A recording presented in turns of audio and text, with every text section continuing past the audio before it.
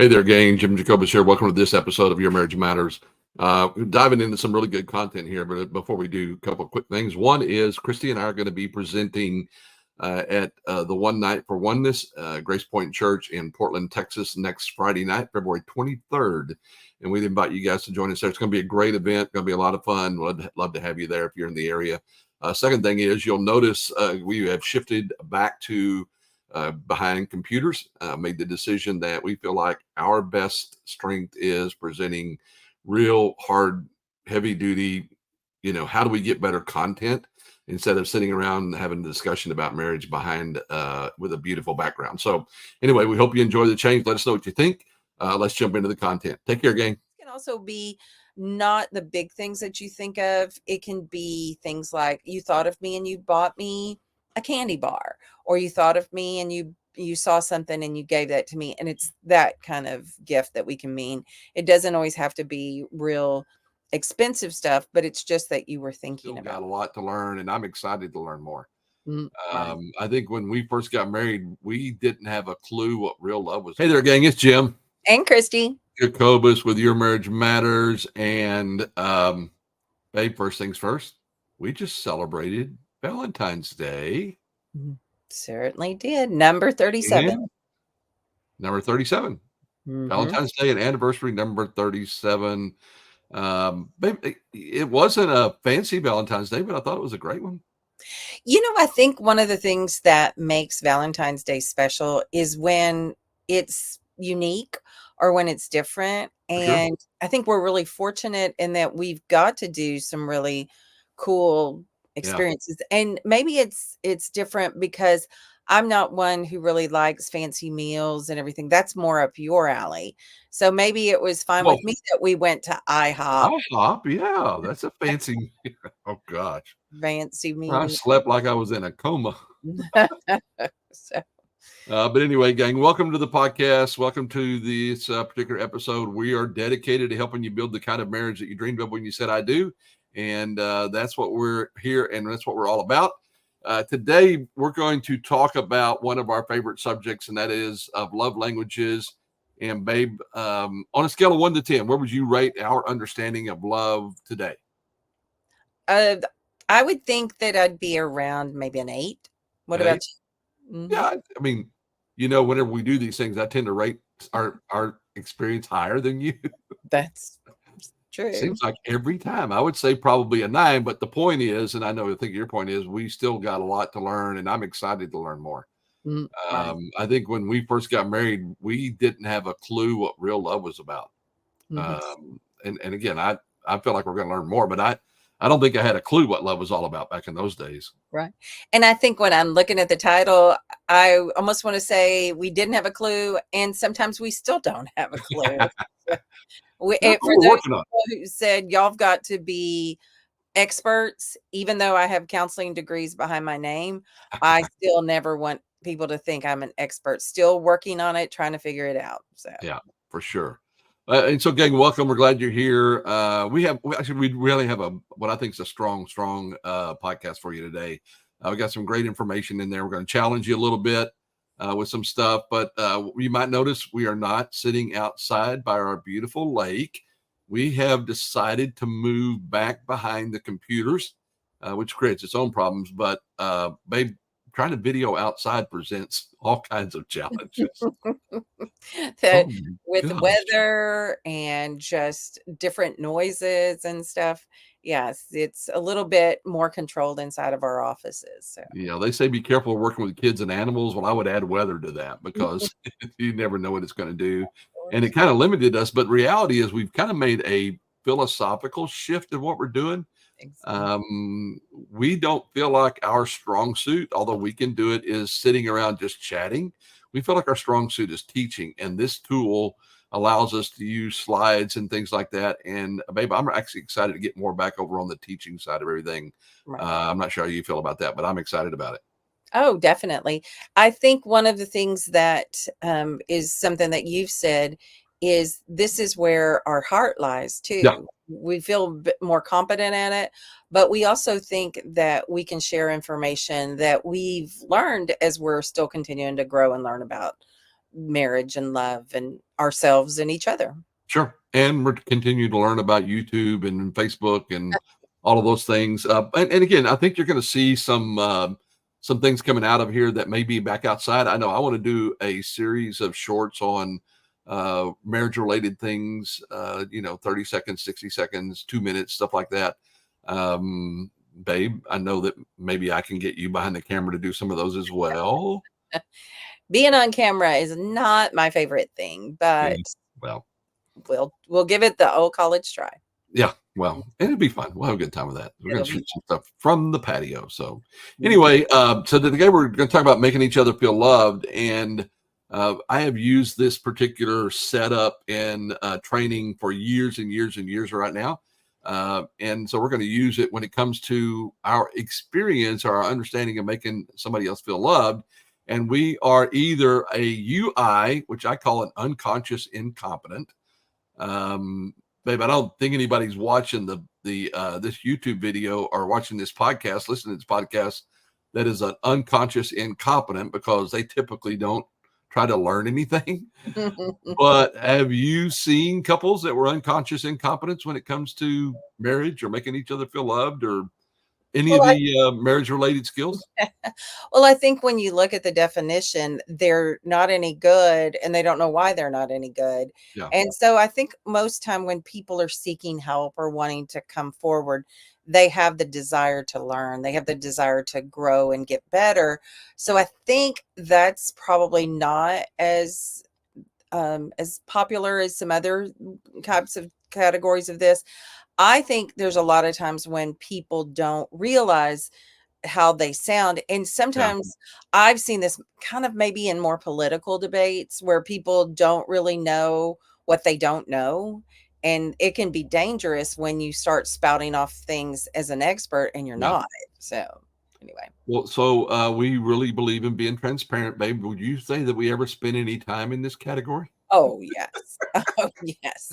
Oh, yes, Yes, definitely. for sure. I mean, there's no doubt that you and I have at one point in time, yesterday maybe, been an unconscious competent or unconscious incompetent when it comes in. Again, I'll go back to when we first married. I don't think we had a clue. I really don't.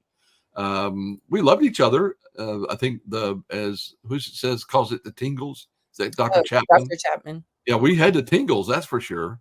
Mhm. And we were having fun, and we were, young couple, married and everything. But so we were in love, but not the kind of love that I think we've been blessed to again experience now. And it's a completely different kind of love, and I would not trade it because I still get the tingles, but it's because you're so adorable, and because we work so darn hard to get to where we're at.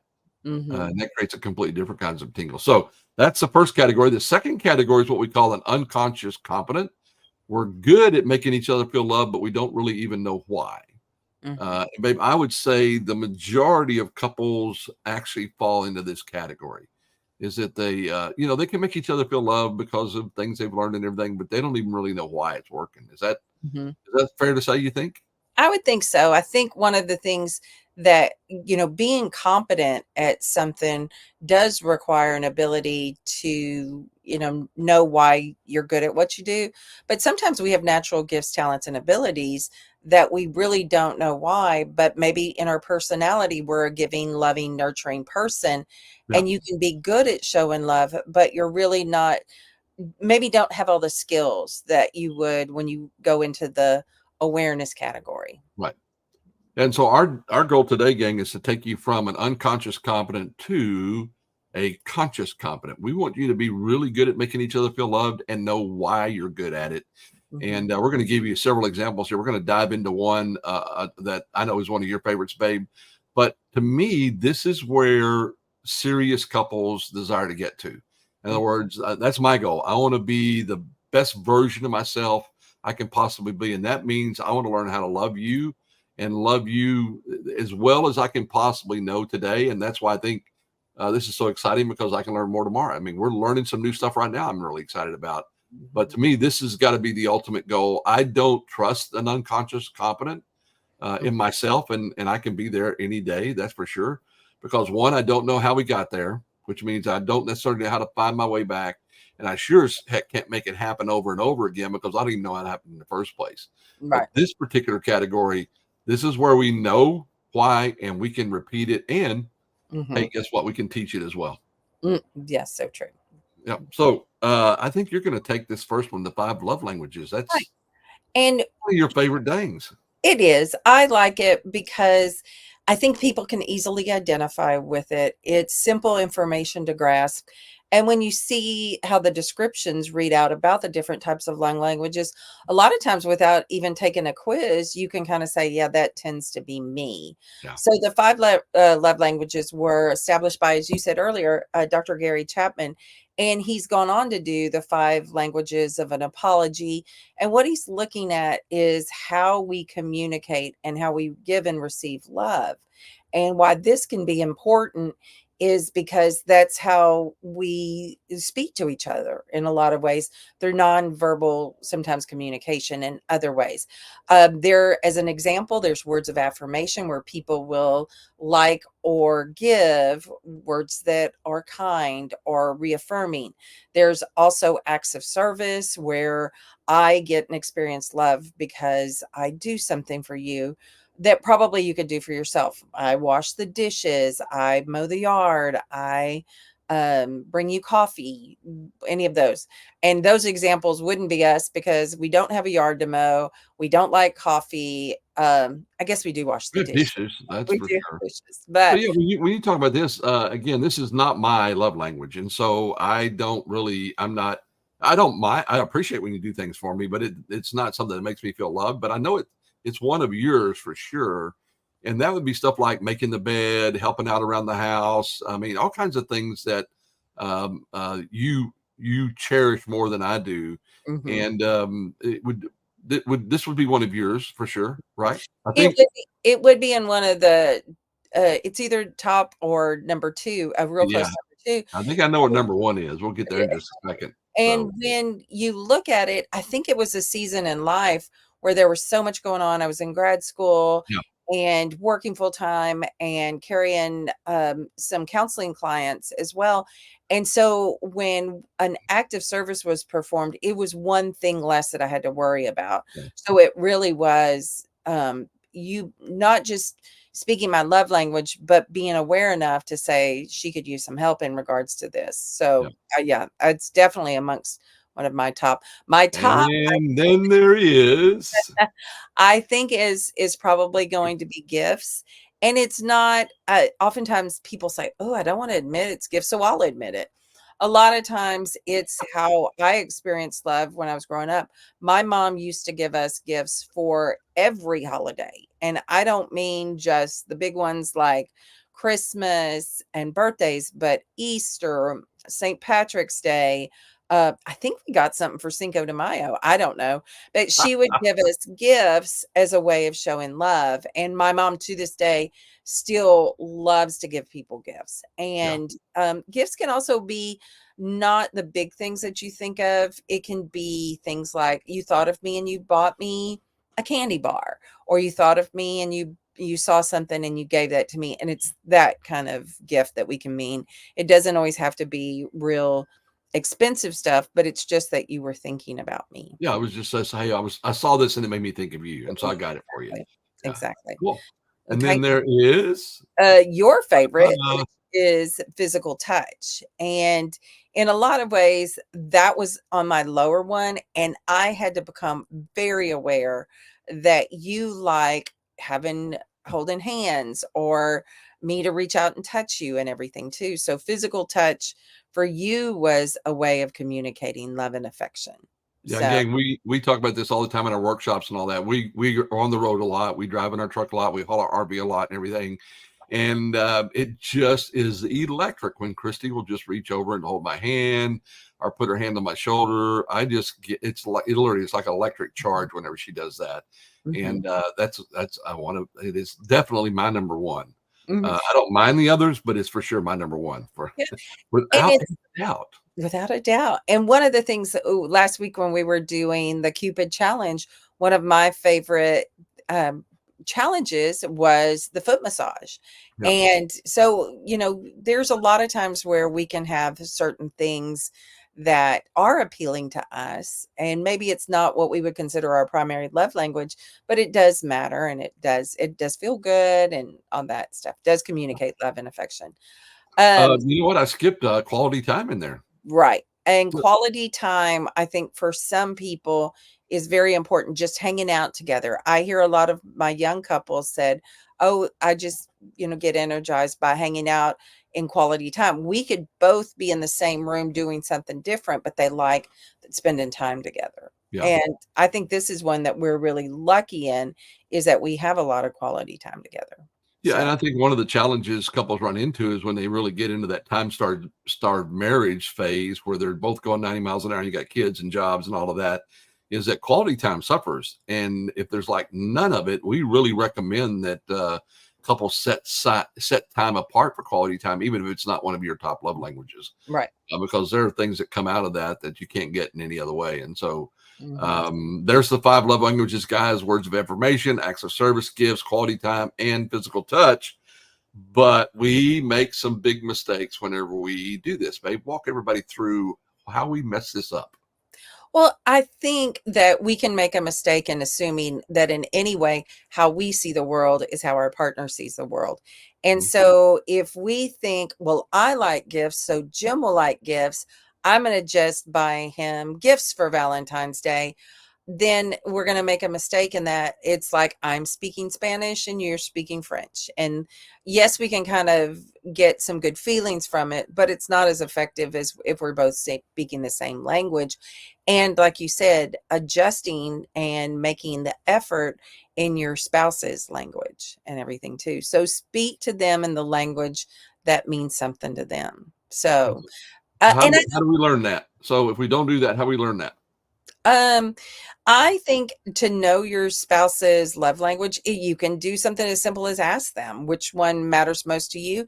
At the end of today, we'll give them a little homework assignment. If you don't know, if you've never gone through this, or just as a check-in, today might be a good day to revisit that and see what's your love language. How do you receive love best from me? So,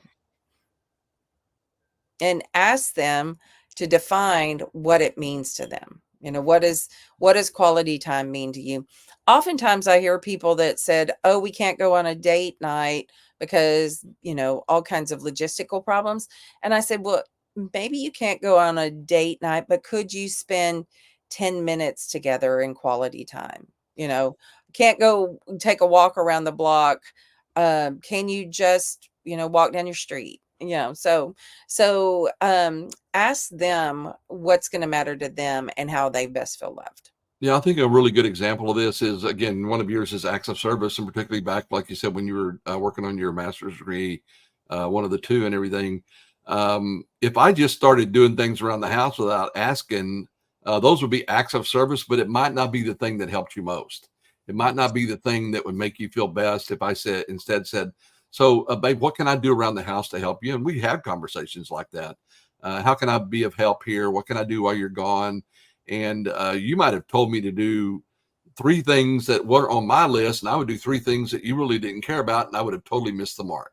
Mhm, So the thing here, gang, is that the person who it's their love language gets to define what it actually looks like. mhm, In other words, if Christy tells me that her love language is gifts, I don't get to define what gifts are. She mhm, gets to define that. So we want to ask each other, what does that look like? And then master it. mhm. Become There a you master of speaking that love language. Like Christy said a while ago, if Christy's love language is Spanish, then I will learn how to speak Spanish fluently. I don't want to learn how to just, a couple of words in Spanish. I really want to understand that inside and out, and Mhm, then check from time to time, see if that changes. So mhm. that's love languages, babe. I know we love teaching that. We're going to give everybody a link after a while for some homework where you can go take the assessment. But there are other opportunities too, to become a conscious competent. There's your love language, conscious competent guide. Know your spouse's love language. Ask them to define it, master it, and then check in to see if it changes from time to time. But some other opportunities, babe, we love teaching. I love teaching for sure. The relational needs from the guy's intimate life out of Austin, Texas. And this is one of my favorite things to teach. They have an assessment, and we're going to give you that information in the show notes as well. about relational needs, and you go through and you answer a bunch of questions, and then you wind up with your top 3 relational needs and your bottom 3. And babe, my top 3 are your top 3 every time, right? not, not even close. Doesn't matter. Back, my top 3 are normally near your bottom 3, if Right. I remember right. Hmm. And so this is a lot like the love languages in that I have relational needs, and one of mine would be respect, one of mine would be affection, and one of mine would be probably encouragement. Okay, those would be my 3, Hmm. and not necessarily Chrissy's 3. Baby, you remember what your 3 were? Your top 3 were? Approval, appreciation, and security. Okay. And again, neither one of those 3 matter to me.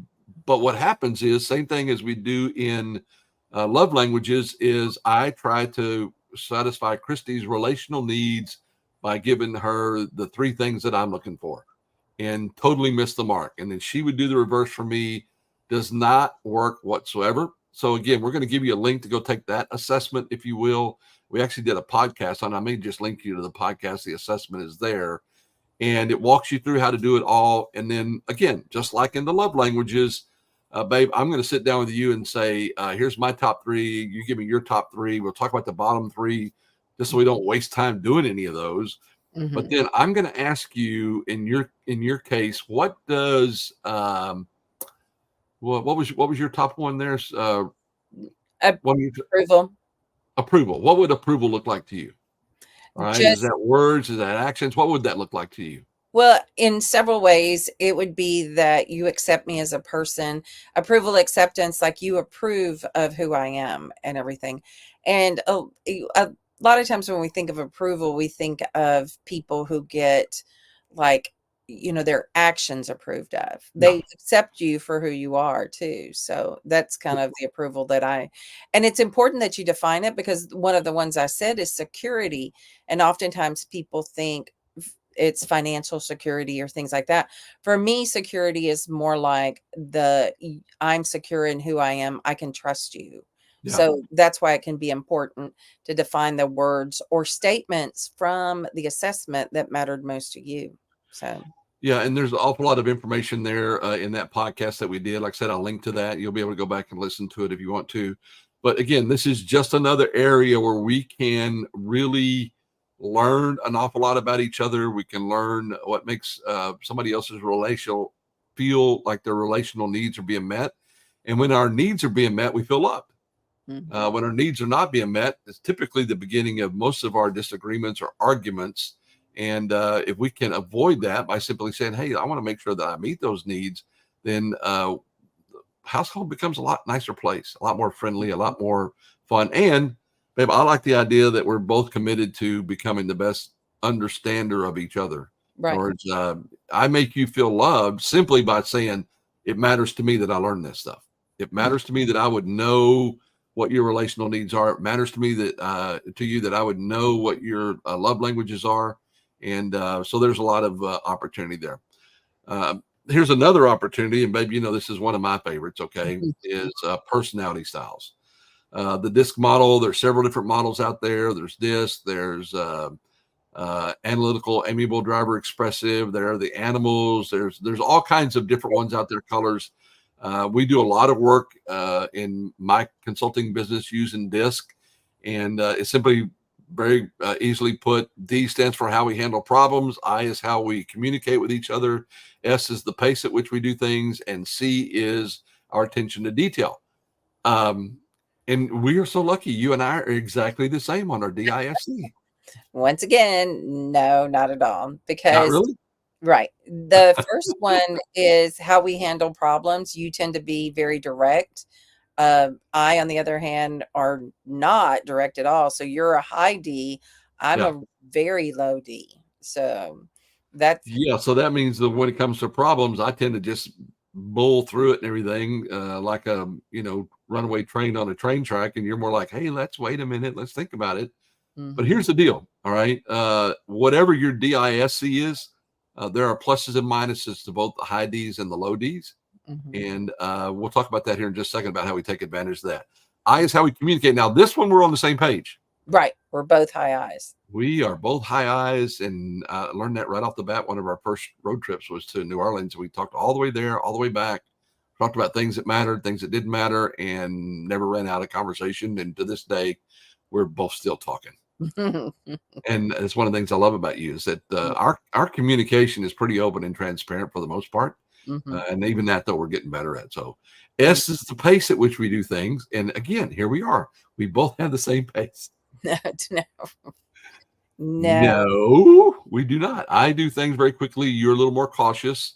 I always joke, babe, that we can drive up to a restaurant and I can be inside ordering the appetizers and you're still trying to get out of the truck. Just a different pace of doing things. And again, not right or wrong. Christy's going to live a lot longer than I will because of her lack of stress, because of more cautious pace.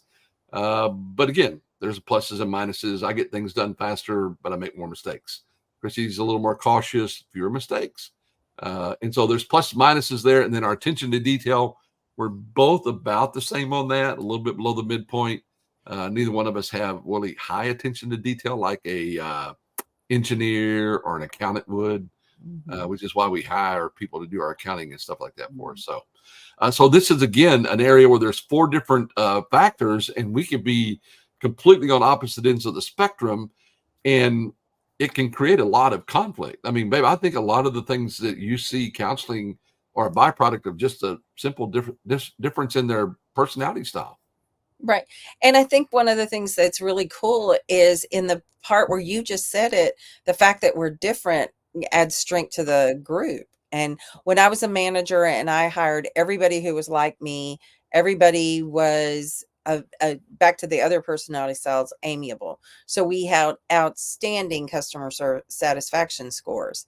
What we didn't really do as well with is the analytical side, the facts, the figures, the quality assurance stuff. We didn't like drive things down. So there's strength in having differences Yeah. as you learn to navigate that you're good to have somebody who's different than you. Yeah. So And so here's a couple of tips how to become a conscious competent when it comes to personality styles. One is know your respective styles. Understand that there are strengths and challenges presented by every style. There is no right or wrong. There's just strengths and challenges. And then maximize your team's strengths. Okay. In other words, if I'm faster at making decisions and processing things quicker, sometimes we need that. All right. Sometimes we have to make a decision now about something in order to take advantage of it. But then there's times when we need to take our time, and you're really good at that. We've learned to really balance those and leverage those, I think, really, really well. Again, not that we can't get better at it, but we want to do that. So we're going to maximize our strengths, minimize our weaknesses. But babe, I think the most important thing, and it took me way too long to do this, and I see a lot of couples struggle with this, is learning to respect that God made us differently. God mhm. made you a certain way, and his making you was um, something I should not question. All right, that doesn't mean you're perfect. All right, you are a perfect mate because you helped me become everything I need to be, and I do the same for you. But I shouldn't question God's wisdom and how He created you, and I want to get better at not doing that. Mhm. And really ask myself, what can I learn from how God made you and why He put you in my life? So I think learning to respect those differences in all of these areas, respecting somebody as a different love language, respecting somebody as a different set of relational needs, respecting the DISC, and really saying, how can we leverage this? How can we make the most of it is really, it's just, it's key to, um, again, like you say, creating the marriage that you dreamed of when you said, I do. Right. So But we mess it up. You want to grab this one? You want me to? Well, the problem is if the whole world was just like me, we lack depth. Like I just said, when I was a manager, we had a lot of people who were similar. So maybe we had less conflict, but we got less accomplished. Yeah, So if the world was just like me, maybe some things would go smoother because we're all, understand each other. But I don't think that's the way it was designed to be. yeah. So Well, and again, how boring would it be if the whole mhm. world was just like you or I?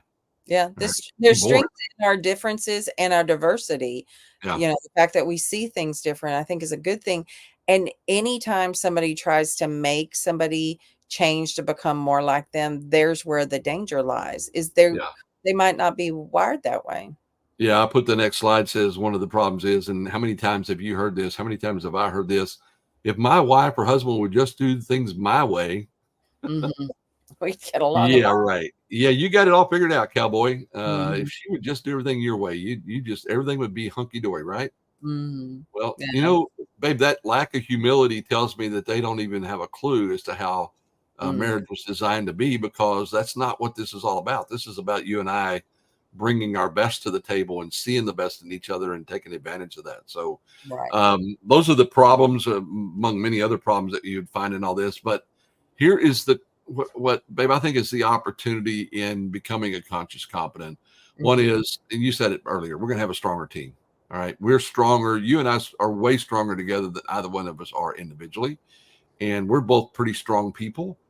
We're both pretty competent people, but Team Jacobus, I think, is more competent. I know you like this next one in that we get to mutually support each other in that growth. Right. Right. And I think when you look at the way that you can learn about that person, what a gift and opportunity. Sometimes you need to learn about yourself, and what better person that the person than the people closest to you to help you Yep. understand as you grow through things, how you can be supported and still appreciated and loved. Yeah. Well, and Mhm. then to me, this creates that deeper connection that we have Yes. because we're both on the same page. We both believe Team Jacobus is more important, is stronger than either Christy or Jim by ourselves. And now all of a sudden we're on the same side of everything instead of kind of sitting there playing, tennis with life, where you're on one side of the net, I'm on the other side banging away, trying to, Mhm. enforce our will upon each other. Once we get on that same page and we start working together for the same things, we appreciate, respect each other. I take the time to know your love language. You take the time to know my relational needs, and we're really intentional about that. Man, they can't help but get a deeper relationship with each other, Right. and it fosters better communication as well. I think for sure. Mhm. Which, and not all of these equals, if you get better at this, you still have skills that you want to work on with Right. regards to communication and conflict resolution. But I do think it does end up with having those things, the investment or the attitude of the heart does lead to that, because you're trying to get better at this and become conscious and competent in knowing your spouse, which will end up with the final thing of a higher level of trust. Yeah. Yeah, and we've been reading a lot about that lately. We were sitting down the other night going through Paul Tripp's book, chapter 9, about trust, and answering all those questions, and realizing how trust comes from so many different areas in so many different ways. But if we're both, again, committed to being the best version of ourselves, and that best version understands our spouse, and that we are a student of our spouse, okay, Mhm. then we can't help but trust each other more. We can't help but feel like, hey, we're on the same page. And I know you have my best interest in mind, and you know that I have your best interest at heart. And we're Mhm. both pulling on the same levers in the same direction. That's got to create more trust. In other Right. words, we've got to be better invested in each other whenever we get to that level. Mhm. So true. So, Yep. So, gang, a little bit of homework for you this week. You can go to www.5 easy for me to say, huh, babe? 5lovelanguages.com. At the top of the page, there's a deal that says quizzes. You can click on that, it'll drop it down, and you can take the love languages quiz. And oh, by the way, they have 3 other quizzes there as well, including the one you were talking about a while ago, babe, the apology quiz, which I know you enjoyed that one. mhm. It was interesting. And I think in the future, we'll do a podcast on apologies, forgiveness, Ah, and the things that come from that, because there's a lot of great material in there. yeah. And so after you've taken the love language quiz, then sit down and have a conversation. What's your language? Tell me about it. And you're going to share that back and forth. And then again, don't take for granted that if your spouse says my love language is gifts, that you know what that means. Okay, that gift could be a gift of time. It could be a gift of going up and playing pickleball together. It could Mhm. be a gift of something small. It could be big. It doesn't have to be either one, but it's something that says, "Hey, I saw this and it made me think about you, or I thought about you and I knew you needed this and I got it for you." Mhm. All of those kinds of things. So let your spouse define what it looks like, because you don't want to go off and spend money or buy a gift that your spouse goes, "I really didn't need that. I didn't want Yeah. that." Let them define it, and then ask each other, "How can I make this a habit day by day in helping you along. So, babe, anything you want to add before we get out of here? Oh, just that we've said all along, getting to know your spouse and helping them learn you, because all in all, I mean, what an opportunity, what a gift we have in that we have a person that we get to go through this journey through life with. And having this sense of gratitude about having a partner or having a spouse or having somebody. And I know people who are listening to our podcast might be struggling or anything like that. So we want to have resources available to you, and you can see them on our website at www.yourmarriagematters.com, where you'll also see this podcast. We've got a Facebook group, we've got YouTube, we've got Instagram, so we can have resources for you, because we want people to have the marriage that they dreamed of. Yep, absolutely. And again, gang, never, never, never, never, ever forget your marriage matters. Your marriage matters to you, to your spouse, to your kids, your family, your community, your work. Matters to everybody, and we want you to know that it matters to us. That's why we do this. We care about you. We want you to have the very best. And as Christy said, we want you to experience everything you dreamed of when you said, I do. And so, babe, 37 years and 2 days, right? And counting. And So I love you more than I loved you yesterday. And I know I'm going to love you more than tomorrow than today. So, gang, we hope you have a great day out there. Bye for now. bye, everybody.